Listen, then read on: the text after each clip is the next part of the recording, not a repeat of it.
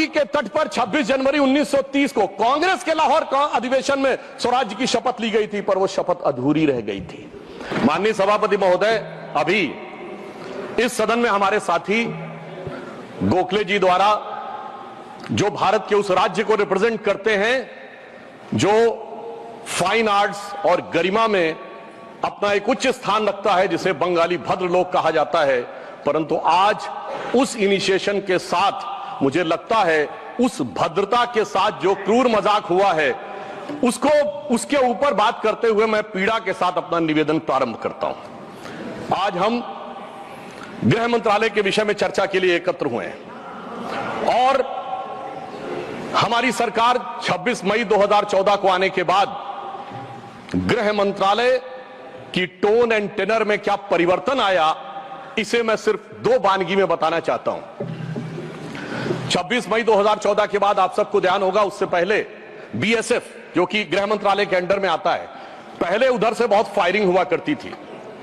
उसके बाद पहली फायरिंग हुई तो मुझे याद है उस समय राजनाथ सिंह जी गृह मंत्री थे। यहां पे खबर आया कि साहब वहां से कहा जाता था फायरिंग हो तो सिर्फ व्हाइट फ्लैग दिखाना है। आपको पता है कि उस समय गृह मंत्रालय से संदेश गया बीएसएफ के डीजी को कि अब ये मोदी की सरकार है, अब व्हाइट फ्लैग नहीं दिखाया जाएगा, फायरिंग के ऊपर 4 गुना फायरिंग का जवाब दिया जाएगा। और आप सबने देखा होगा पिछले 10 सालों में सीमा पर फायरिंग में शांति आ गई है। दूसरा उदाहरण देना चाहता हूं, जब हमारी सरकार आई 26 मई 2014 को, उस समय अभी आईबी का उल्लेख हुआ जो गृह मंत्रालय में आती है, इंटेलिजेंस ब्यूरो, उसके चीफ श्री आसिफ इब्राहिम थे जो कांग्रेस पार्टी के शासनकाल में आईबी चीफ बने थे। वैसे तो हम किसी भी अफसर को धर्म जाति के आधार पर नहीं देखते, पर उस समय इस बात का प्रचार किया गया था कि देखिए एक मुस्लिम अधिकारी को आईबी का चीफ बनाया गया। परंतु आज तक का भारत का इतिहास है, जब कोई सरकार बदलती है तो आईबी चीफ 1 महीने से ज्यादा नहीं रहता है। परंतु श्री नरेंद्र मोदी जी की सरकार में श्री आसिफ इब्राहिम का 8 महीने का कार्यकाल था और उन्होंने उसे 8 महीने का कार्यकाल पूरा किया। याद रखना चाहिए कि मोदी जी के कार्यकाल का पहला आईबी चीफ मुस्लिम समाज से था। यह दर्शाता है कि हम समाज के वर्गों को डर पैदा करके साथ में नहीं लेना चाहते, विश्वास पैदा करके साथ में लेना चाहते हैं। आज हमारे गृह मंत्री आदरणीय अमित शाह जी गुजरात का प्रतिनिधित्व करते हैं, प्रधानमंत्री जी उत्तर प्रदेश से प्रतिनिधित्व करते हैं। सभापति जी, यह संयोग भारत के इतिहास में 3 बार बना है। पहली बार जब सरदार पटेल गुजरात से थे और पंडित नेहरू उत्तर प्रदेश से थे तो स्वतंत्रता का काल था। दूसरी बार लाल कृष्ण आडवाणी जी गृह मंत्री थे और अटल बिहारी वाजपेयी जी उत्तर प्रदेश से थे, तब भारत ने 21वीं सदी में प्रवेश किया था। आज जब अमित शाह जी गुजरात से हैं और मोदी जी यूपी से हैं, तो भारत ने अमृत काल में प्रवेश किया है। अर्थात मैं कह सकता हूं काल के कपाल पर, भारत के भाल पर कुछ तो नया होने वाला है और कुछ ना कुछ तो नया हुआ है, उसे आज समझने की जरूरत। अब मैं बताना चाहता हूं कि गृह मंत्रालय ने इस दरमियान किस किस प्रकार से कार्य किए। मैं 3 प्रकार के कार्य बताना चाहता हूं। एक, वो कार्य जो पिछली सरकारें भी कर रही थी वो हमने करके दिखाया। दूसरा, वो कार्य जो पिछली सरकारें कर ही नहीं सकती थी, सोच नहीं पाई, वो करके दिखाया। और तीसरे वो कार्य हैं जिसपे पिछली सरकारों ने एड़ी चोटी का जोर लगा दिया कि नहीं हो सकते, वो भी करके दिखाया। पहली श्रेणी में वो कार्य हैं, यानी मैं मानता हूं दूसरी सरकारों ने भी प्रयास किया होगा कि आतंकवाद की घटनाएं कम हो और अपराध की घटनाएं कम हो। तो मैं बताना चाहता हूं आतंकवाद की जो कुल घटनाएं जून 2004 से 14 के बीच में 7214 थी, जो 14 से 2024 के बीच में 2240 है, 69% की कमी आई है। कुल मृत्यु जो नागरिकों की और सिक्योरिटी फोर्सेस की होती थी उसमें 68% की कमी आई है। नागरिकों की जो मृत्यु होती थी उसमें 81% की कमी आई है। सिक्योरिटी कोर्सेस में जो फोर्सेस की जो मृत्यु होती थी उसमें 46% की कमी आई है। और मैं एक महत्वपूर्ण बात बताना चाहता हूं, स्टोन पेल्टिंग के इंसिडेंसेस 2010 में 2654 थे, अब 0 हैं। ऑर्गेनाइज हड़ताल 0 है, स्टोन पेल्टिंग 0 है, स्टोन पेल्टिंग में जख्मी होने वाले 0 हैं। सभापति महोदय, पत्थर पड़ने के दौर खत्म हो गया, मगर अगर किसी की अकल पे पत्थर पड़ा हो तो उसे बदला हुआ नजारा नहीं दिखाई पड़ता। इसलिए मैं कहना चाहता हूं चश्मा उतारो फिर देखो यारो, दुनिया नई है चेहरा पुराना। महिला सुरक्षा के लिए एक अलग प्रभार बनाया गया। 2018 में इंटीग्रेटेड हेल्पलाइन बनाई गई और 181 हेल्पलाइन को राज्यों और केंद्र शासित प्रदेशों के साथ जोड़ा गया। फोरेंसिक को मजबूत करने के लिए प्रदेश में डीएनए विश्लेषण और साइबर फोरेंसिक की लैब्स बनाई गई। मॉडर्नाइजेशन करने के लिए 80 करोड़ की एक अलग मंजूरी दी गई। फोरेंसिक इकोसिस्टम को बेहतर बनाने के लिए 7 नई फोरेंसिक प्रयोगशालाएं बनाने की बात हुई और जिसमें यूपी, बिहार, उड़ीसा, राजस्थान, छत्तीसगढ़, तमिलनाडु और केरल में और इसके अतिरिक्त पुणे, गुवाहाटी, भोपाल और कोलकाता की लैब्स को और इंप्रूव करने का कार्य किया गया। ये वो कार्य है जो पिछली सरकारों ने सोचा नहीं था वो कर पाए। मैं उदाहरण देना चाहता हूं। एक है सीएए का उदाहरण अभी हमारे साथी ने दिया। मैं याद दिलाना चाहता हूं, इसी संसद में एक वो दौर था जब इनकी नेता ममता बनर्जी जी ने भारत के इतिहास में इकलौती बार जब चेयर के ऊपर फाइल फेंकी थी, किस बात को लेकर कि बांग्लादेशी घुसपैठियों के बारे में चर्चा करने का मौका नहीं दिया जा रहा है। और आज मैं कहना चाहूंगा कितना बड़ा बदलाव दिखता है कि जिन लोगों ने इतना बड़ा कार्य किया था वो आज कितना पीछे हट गए। इसे कहते हैं कि वक्त के साथ इंसान कैसा बदलता है। सीए पे मैं कहना चाहूंगा, सीए गृह मंत्रालय का विषय है, नागरिकता, और ये एक संसद के द्वारा पारित कानून था, परंतु राज्य विधानसभाओं ने उसके खिलाफ प्रस्ताव पारित कर दिया। यह सरासर कानून का उल्लंघन था, सरासर संविधान का उल्लंघन था और मैं कह सकता हूं इसके द्वारा संविधान खतरे में था। दूसरा मैं उदाहरण देना चाहता हूं, यूएपीए का चेंज किया गया, यानी अब केवल एक संगठन आतंकवादी नहीं होगा, कोई व्यक्ति आतंकवादी होगा तो उसको भी आतंकवादी माना जाएगा। एनआईए एक्ट में आतंकवाद की परिभाषा स्थापित की गई। मृत्यु दंड पर यह संशोधन किया गया कि क्षमा याचना केवल संबंधित व्यक्ति ही कर पाएगा, दूसरा नहीं कर पाएगा। आपदा के लिए विशेष धनराशि की व्यवस्था की गई और नक्सलवाद को समाप्त करने में अभूतपूर्व सफलता हमें मिली है। अभी दिसंबर के महीने में हमारे गृह मंत्री अमित शाह जी नक्सलवाद प्रभावित क्षेत्र में सीआरपीएफ के कैंप में पूरी रात गुजार कर आए हैं। जो लोग ये कहने का प्रयास करते हैं कि इसको डर और किससे वो, उससे उनको समझने का प्रयास करना चाहिए। अब वो दौर चले गए सभापति महोदय। मुझे याद है 6 अप्रैल 2010 को दंतेवाड़ा में 76 सीआरपीएफ के जवान शहीद हो गए थे और उसके बाद ऐसे समाचार आते थे कि देश के कुछ विश्वविद्यालयों में शहीद जवानों के प्रति नहीं, नक्सलवादियों के समर्थन में कार्यक्रम हो रहे थे। वो दौर अब समाप्त हो गया।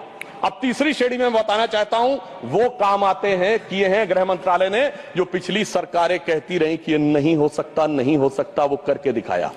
धारा 35A, धारा 370। मैं कह सकता हूं जब सरदार पटेल गृह मंत्री थे, राज्यों का महकमा उनके पास था, वो कश्मीर की कसक जो रह गई थी, वो कसक अगर आज समाप्त हुई है तो अगस्त 2019 में अमित शाह जी के शासनकाल में वह समाप्त हुई है।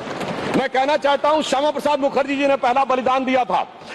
रावी के तट पर 26 जनवरी 1930 को कांग्रेस के लाहौर अधिवेशन में स्वराज्य की शपथ ली गई थी, पर वो शपथ अधूरी रह गई थी। तो सरदार पटेल के दिल में कसक थी, श्यामा प्रसाद मुखर्जी जी का बलिदान था और अटल जी के दिल में वेदना थी। उन्होंने कहा था 15 अगस्त का दिन कहता आजादी अभी अधूरी है, सपने सच होने बाकी हैं, रावी की शपथ न पूरी है। परंतु वो शपथ किसने पूर्ण की? प्रधानमंत्री श्री नरेंद्र मोदी जी के नेतृत्व में हमारे वर्तमान गृह मंत्री श्री अमित शाह जी ने उसको पूरा किया। और इसी के साथ मैं एक पंक्ति में कहना चाहूंगा, इतना बड़ा परिवर्तन भारत के इतिहास में आया कि अपनी सरकार की तरफ से और प्रधानमंत्री जी की तरफ से कि दर्द की रात गई, गम के जमाने भी गए और मोदी जी के हिम्मत से कई दाग पुराने भी गए। इसके अलावा जो कश्मीर में बड़ा परिवर्तन आया, मैं एक उदाहरण बताना चाहता हूं। अभी हमारे साथी ने डर का उल्लेख किया तो मैं बताना चाहता हूं 10 सितंबर 2024 को भारत के पूर्व गृह मंत्री सुशील कुमार शिंदे जी का बयान था कि मैं गृह मंत्री के रूप में जाता था तो डल लेक में मैं गृह मंत्री के रूप में होता था और डर के मारे उनकी क्या हालत होती थी, वह शब्द संसदीय नहीं है। तो मैं अपनी स्वरचित पंक्ति में कहना चाहूंगा, हमारे साथी सब समझ जाएंगे कि लहूलुहान थी घाटी और झेलम डरी हुई थी, खामोशियां रातों की दिन में भरी हुई थी और दहशत का था वो आलम कि डल लेक घूमने में गृह मंत्री के पग के नीचे धरती फटी हुई थी। और आप समझिए आज हमारी स्थिति यह है कि हमारे गृह मंत्री वो हैं जिनको देखकर आतंकवादियों की छाती फटने लगती है और आतंकवाद के समर्थन करने वालों के छाती में दर्द होने लगता है। सभापति जी, मैं कहना चाहता हूं उनकी सरकार और हमारी सरकार में अंतर था जो भारत की परंपरा में है। उन्होंने बहुत दिन नाग पंचमी की, नागों को दूध पिलाया, हमने जन्मेजय का नाग यज्ञ करके दिखाया जिसमें सारे नाग आकर समाहित हो गए। तो मैं एक पंक्ति में कहना चाहूंगा, कश्मीर घाटी को लहूलुहान करने वालों सुनो, एक भी शहीद हुआ जवान नहीं भूले हैं और दूध भी पिलाते हैं परंपरा हमारी मित्र, किंतु नाग यज्ञ का विधान नहीं भूले। और मैं ये कहना चाहता हूं, दूसरा उदाहरण, एक सिर्फ दूसरा उदाहरण, हमारे कांग्रेस के युवा नेता जिन्होंने तथाकथित भारत यात्रा निकाली, उसी कश्मीर कहते हैं कि हालात नहीं बदले। इस पूरे देश ने वो दृश्य देखा जब भैया और बहन दोनों सुरक्षित वातावरण में मधुर मनोभावों के साथ बर्फ के गोले के साथ खेलते नजर आ रहे थे। और ये वही कश्मीर था जहां उनके गृह मंत्री के पैर के नीचे धरती फटी जा रही थी। इतना बड़ा बदलाव भी दिखाई नहीं पड़ता। मैं पूछना चाहता हूं मेरे भाई कि अगर आप ये कहना चाहते हैं वही कश्मीर था जहां ऐसा इसके झंडे दिखाई पड़ते थे, जहां पाकिस्तान जिंदाबाद के नारे दिखाई पड़ते थे, वहां पर अगर आरजी और पीजी दोनों एक साथ सुरक्षित थे, एसजी भी खुश रही होंगी, मुझे लगता है जीजा जी को भी खुशी का एहसास होना चाहिए। मैंने किसी का नाम नहीं लिया है। और इसके लिए गृह मंत्री जी को साधुवाद देना चाहिए कि कश्मीर में इतना बड़ा बदलाव देखने को मिला है, कम से कम इतना तो करना चाहिए। और मैं अपने साथियों से कहना चाहूंगा, जो उनके नेता बोलते हैं डरो मत, हकीकत का सामना करो कि कितना बदलाव आया है, इसको स्वीकार करो, डरो मत। डरने का काम देश के विरोधियों के लिए छोड़ दो हमारी सरकार ने। इसके अलावा हमारी सरकार के समय में इंडियन पैनल कोड को भारतीय न्याय संहिता के रूप में जो बदलाव किया गया वो एक महत्वपूर्ण बात है। परंतु मैं सभापति महोदय यह भी बताना चाहूंगा कि जब भी किसी चीज की तुलना हो तो तुलनात्मक होनी चाहिए। जब हमारी सरकार आई और गृह मंत्रालय का दौर आया तो उस जमाने में क्या अंतर था सिक्योरिटी में और आज क्या बड़ा अंतर है। राष्ट्रीय सुरक्षा सबसे प्रमुख दायित्व है। जैसा कि हमारे साथी ने कहा, लॉ एंड ऑर्डर तो स्टेट का सब्जेक्ट है, पर राष्ट्रीय सुरक्षा गृह मंत्रालय की बात मैं पूछना चाहता हूं। हमारी सरकार आने से पहले दिल्ली में धमाके नहीं होते थे क्या? मुंबई में नहीं होते थे? चंडीगढ़, गुवाहाटी, लखनऊ, फैजाबाद, जयपुर, नागपुर, हैदराबाद, कौन सा ऐसा शहर का जहां धमाके नहीं होते थे? चलती ट्रेन में धमाके, चलते बस में धमाके, लोकल ट्रेन में धमाके, और लिखा रहता था बस अड्डे पे धमाका, रेलवे स्टेशन पे धमाका, लिखा रहता था छूना नहीं धमाका हो जाएगा। मगर इसके बावजूद आज वो केवल दक्षिण कश्मीर के 4 जिलों तक सीमित हो गया है। इसके बावजूद इतना बदला हुआ नजारा नजर नहीं आता है। यह दर्शाता है कि कितना पूर्वाग्रह की दृष्टि है। और यह भी मैं बताना चाहता हूं, इस सरकार, पिछली सरकार के शासनकाल में जांच के अंदर किस प्रकार का कार्य हुआ, मैं 2 चीजों का उदाहरण देना चाहता हूं। समझौता एक्सप्रेस केस दुनिया के इतिहास का इकलौता केस होगा कि पहले वहां सरकार जांच कर रही थी कि पाकिस्तान ने कराया, अचानक यू टर्न ले लिया और तथाकथित हिंदू आतंकवाद पे आ गए। किस आधार के ऊपर? आरोपी के रूप में असीमा आनंद जी का जेल में इंटरव्यू। मैं पूछना चाहता हूं जेल में इंटरव्यू कैसे हुआ? बजाय इंटरव्यू लेने वाले पे कार्रवाई होने के पुलिस के सामने दिया गया बयान एडमिसिबल नहीं होता है और इंटरव्यू के आधार के ऊपर चेंज कर दिया। जबकि डेविड कोलमैन हेडली की तीसरी पत्नी फौजिया का अमेरिका में दिया इंटरव्यू है जिसमें सीधे सीधे उसने कहा कि यह पाकिस्तान का इन्वॉल्वमेंट था। दूसरा उदाहरण देना चाहता हूं, इशरत जहां केस। ये दुनिया के इतिहास में इन्वेस्टिगेटिव एजेंसी में एक अद्भुत उदाहरण होगा कि पहले भारत की आईबी और सीबीआई दोनों कह रही थी कि इशरत जहां आतंकवादी है, फिर अचानक सीबीआई ने स्टैंड चेंज कर दिया और कहा वो आतंकवादी नहीं है। मगर सभापति महोदय, आईबी चीफ कहते रहे कि वो आतंकवादी है। यानी ऐसा विचित्र उदाहरण था कि एक ही सरकार की 2 एजेंसी एक दूसरे के खिलाफ बोल रही थी। और जब हमारी सरकार आई और वो हलफनामा बदलने का आधार पूछा गया तो सभापति महोदय फाइल गायब थी। यह दर्शाता है कि सिक्योरिटी का किस प्रकार से मजाक उड़ाया गया। 26/11 का हमला हाफिज सईद ने कराया, यह इनकी सरकार मानती थी, मगर हमारे कई सम्मानित नेता उस तरफ बैठे जो कहते थे आरएसएस ने कराया। सिक्योरिटी का जिस प्रकार का मजाक इनकी सरकार में उड़ाया गया है, यह दर्शाता है कि वो सिक्योरिटी किस प्रकार की थी। मुझे समझ में नहीं आ रहा था कि वो लोग जो अपने जमाने में क्या कहते थे कि इशरत जहां बेटी है, याकूब मेनन की जुडिशियल किलिंग हुई है, अफजल हालात का मारा है, जाकिर नायक शांति का मसीहा है, ओसामा जी हैं, हाफिज साहब हैं, इस हालात के बाद क्या होना था? मैं पूछना चाहता हूं, ये डर के बोल रहे थे या प्रेम से बोल रहे थे? ये आपकी मोहब्बत की दुकान के सरमाएदार थे या मोहब्बत की दुकान के खरीदार थे? और मैं सिर्फ अब 2 स्टेटमेंट कोट करना चाहूंगा उस सरकार की हालत के लिए। 20 जनवरी 2013 को तत्कालीन गृह मंत्री सुशील कुमार शिंदे जी ने जयपुर में वक्तव्य दिया कि आरएसएस के कैंप्स में टेरर ट्रेनिंग की जाती है। और जब सुषमा स्वराज जी ने आके सदन में पूछा, गृह मंत्री ने अपना बयान वापस ले लिया। सोचिए, इस प्रकार का मजाक भारत की सुरक्षा के साथ कभी सुनाई नहीं पड़ता।